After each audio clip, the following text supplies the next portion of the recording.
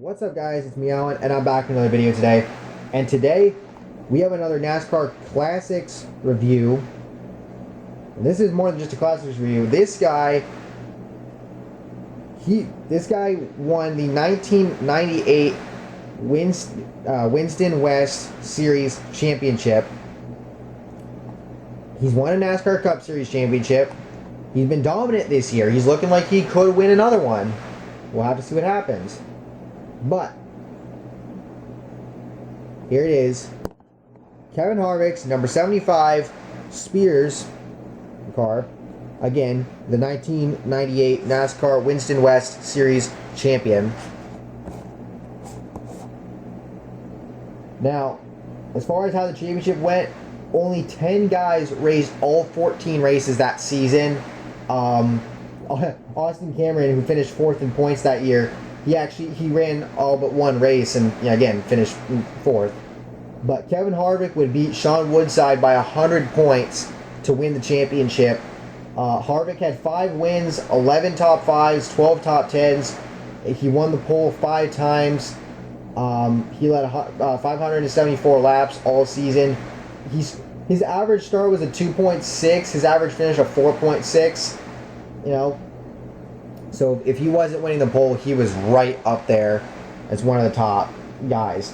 And he beat out defending champion Butch Gilliland, which, if you didn't know, Butch Gilliland is the father to former NASCAR driver David Gilliland and current NASCAR driver, or the grandfather to current NASCAR driver Todd Gilliland. Some of these other guys that didn't make all the starts but competed nonetheless. You have names like Brendan Gaughan. He had 5 starts, won a pole in one of those starts. Ken Schrader. Ken Schrader only ran 3 races. He got a win in one of them. So did some guy named Rich Woodland Jr. You got names like Bill McAnally, Jerry Glanville. Oh my God! Wow, that's a throwback. Herschel McGriff.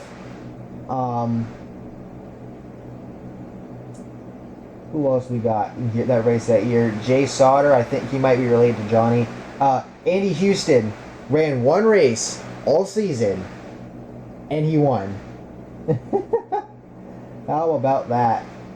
Names like Jack Sellers, Boris Said, Hank Parker Jr., David Starr,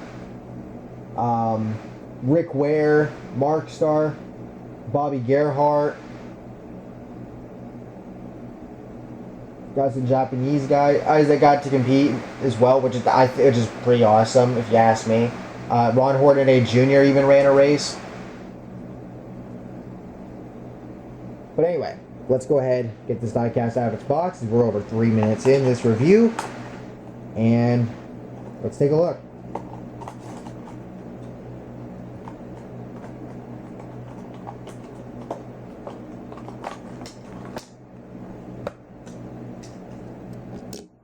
And here's the diecast out of its box. So you're going to see a little bit of a working suspension, just a little bit.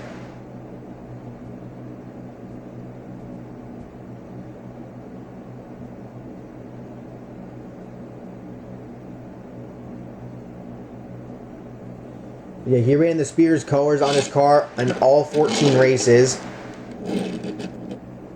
And all season, started on the pole and won at Las Vegas in the 2nd race of the year. Started on the pole, finished 2nd at Phoenix. He had some great runs. His wins would come at Vegas, Altamont, Fontana, Pikes Peak, and Sonoma. Fontana and Pikes Peak would be back-to-back wins. And his worst finish was a 21st at Mesa Marin, but that was due to an engine issue. Altamont led only 1 lap, of course, but that's the one you want to lead, is the one to win. Actually did the same thing at Sonoma, too. Yeah, I don't think you see that a lot where somebody wins, just they lead that last lap and get that W, of course. But, to have that happen to you twice in one season, But anywho, as the car almost goes yeet. But yeah, this is a pretty cool diecast, and and I said this in my Jimmy Johnson Kingsford review. If you're a Kevin Harvick fan and you don't have this car, I would suggest picking it up. Yeah, a little bit of paint chip there.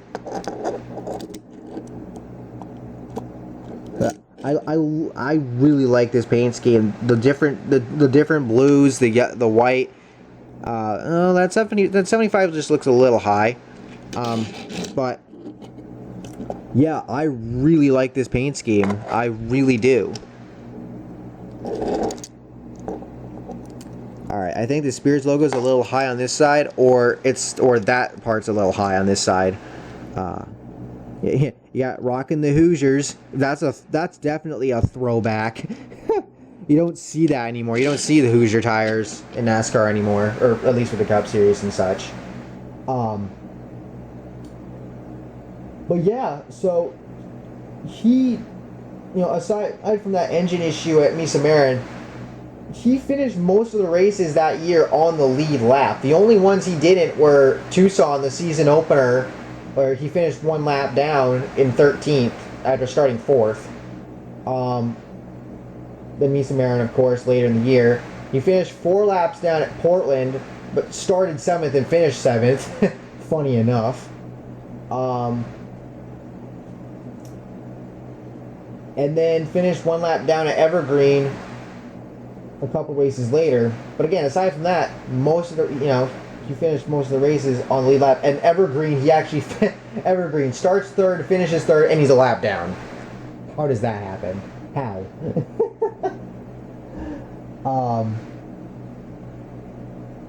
But yeah, he, after the season opener at Tucson, he was in the points lead for most of the races. The only ones he wasn't leading in were the only races that he came out of not in the points lead were Misa Marin, of course, Portland, and Fontana.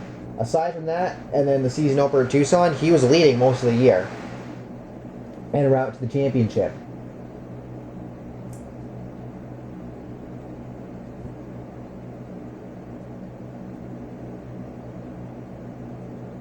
And the aforementioned Butch Golan, by the way, he actually picked up a win at Misa Marin, which is pretty nice. That was one heck of a race, it looks like.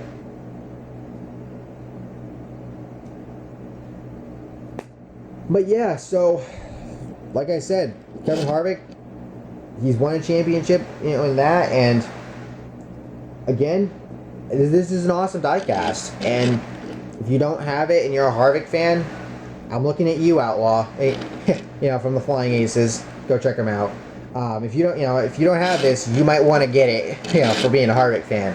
But anyway, thank you all for watching. I hope you all enjoyed. Please drop a like and subscribe for more content like this, and I'll see you on the next one.